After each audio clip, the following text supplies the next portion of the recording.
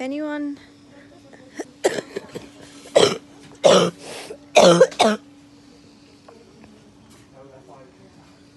anyone is thinking of taking any chances, just take a look at me. I'm in the intensive care unit. I can't breathe without this. They've had to sew that into my artery. I've got a cannula,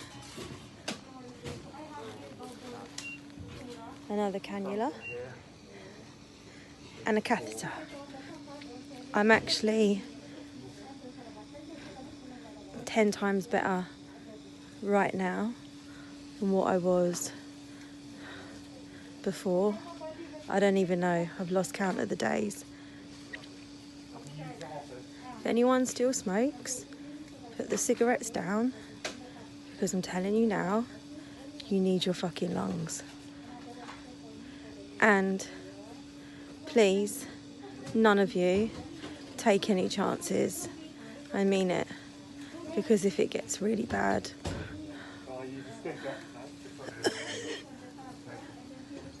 then you're going to end up here.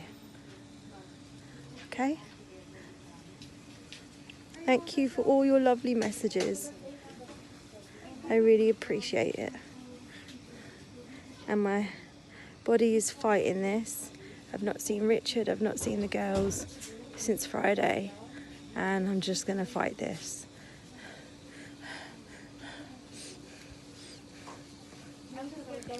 So once again, don't take any chances. Sober up. COVID-19 respects no national borders, no social bounds, no political systems, and no cultural values. It hits us just as hard. It levels the world.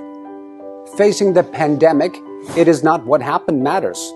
It is how we respond.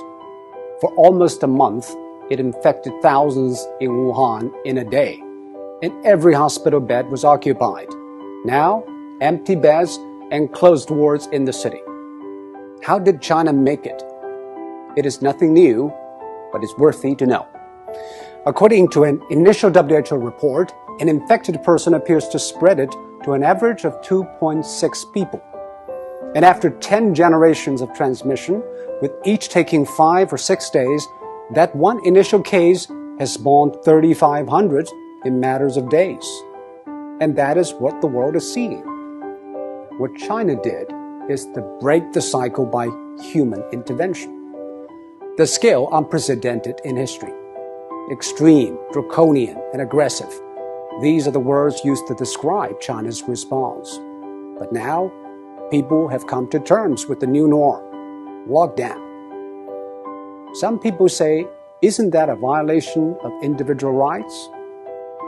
Actually, the balance between individual rights and public safety is always an ever-changing equation. After 9/11, all the airports in the world began to impose draconian safety checks on passengers, and people accepted it because we traded a little of our freedom for the greater good of the public.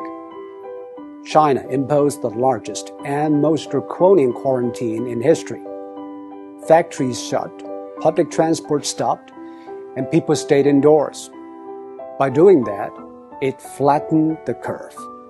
On one hand, China avoided many millions of cases and tens of thousands of deaths. On the other, it stretched out the time and made the hospitals restaffed and less strained. This is exactly what Europe and America should know. But public policy needs both ends to agree, the decision makers and the decision takers. Quarantine is indeed extreme and extremely restrictive. It needs the people in lockdown to be honest and cooperative. I think what the people of Wuhan did was exceptional.